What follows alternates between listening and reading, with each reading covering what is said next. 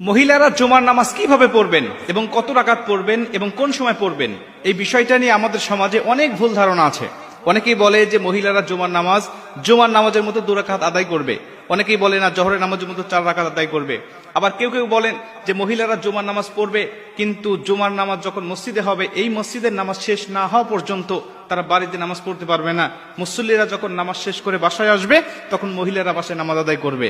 আবার অনেকেই বলে না, মসজিদে নামাজ শুরু হওয়ার আগে বাসাতেই মহিলারা আগে নামাজ পড়ে নিতে হবে। এই বিভিন্ন ভুল ধারণা আমাদের সমাজে প্রচলিত আছে এখনো গ্রামগঞ্জের মধ্যে। আমি এই বিষয়টা হাদিস থেকে আপনাদের ক্লিয়ার করতে চাই। সুনানে আবু দাউদ শরীফে বর্ণনায় আল্লাহ রাসূল সাল্লাল্লাহু আলাইহি ওয়াসাল্লাম বলেন, প্রত্যেকটা মুমিনের জন্য অবধারিত করে দেওয়া হয়েছে, রাসূল সাল্লাল্লাহু আলাইহি ওয়াসাল্লাম বলছেন প্রত্যেকটা মুমিনের জন্য আবশ্যিক করে দেওয়া হয়েছে তারা মসজিদে গিয়ে ইমামের পিছনে জামাতের সাথে তারা জুমার নামাজ আদায় করবে। কেবলমাত্র শুধুমাত্র 4 প্রকার ব্যক্তি ছাড়া, এই 4 প্রকার ব্যক্তির উপরে আবশ্যক নয়, তারা বাড়িতে নামাজ আদায় করতে পারবে। এদের মধ্যে প্রথম নম্বর হলো কৃত দাস দাসী, যারা অন্যের অধীনে ছিল, যারা মালিকের অধীনে ছিল। অনেক মালিক ছিলেন, অনেক মুনিব ছিলেন যারা বিধর্মী। কৃত দাস দাসীদেরকে ছুটি দিত না নামাজ পড়ার জন্য, ধর্ম পালনের জন্য। আল্লাহ পাক তাদের উপরে আবশ্যক করেন নেই, তারা বাসায় নামাজ আদায় করলে হয়ে যাবে। 2 নম্বর হলো যারা নারী, এদেরকে বাসায় নামাজ পড়ার জন্য আল্লাহ রাসূল সাল্লাল্লাহু আলাইহি ওয়াসাল্লাম জুমার নামাজ পড়ার জন্য বলেছেন। 3 নম্বরে আল্লাহ রাসূল সাল্লাল্লাহু আলাইহি ওয়াসাল্লাম বলেন, যারা শিশু, ছোট্ট বাচ্চা, যাদের উপরে শরীয়তের হুকুম এখনো কায়েম হয়নি, তারাও বাড়িতে নামাজ আদায় করবে। 4 নম্বরে আল্লাহ রাসূল সাল্লাল্লাহু আলাইহি ওয়াসাল্লাম বলেন, যারা অসুস্থ ব্যক্তি এরাও মসজিদে যাবে না, তারা ইচ্ছা করলে বাড়িতে নামাজ আদায় করতে পারবে।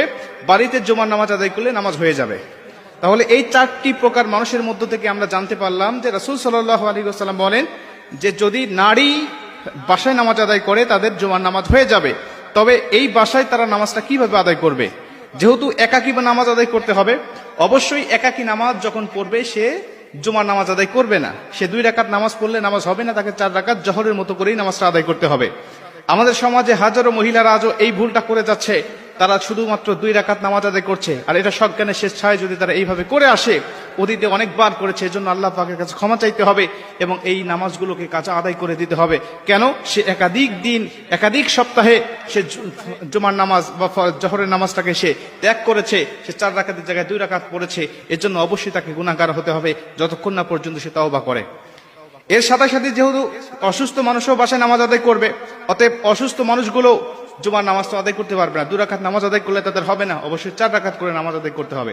জুমার নামাজের এত ফজিলত, এতটা গুরুত্ব আল্লাহ রাসূল সাল্লাল্লাহু আলাইহি ওয়াসাল্লাম দিয়েছেন এবং আল্লাহ পাকও পবিত্র কোরআনের মধ্যে দিয়েছেন।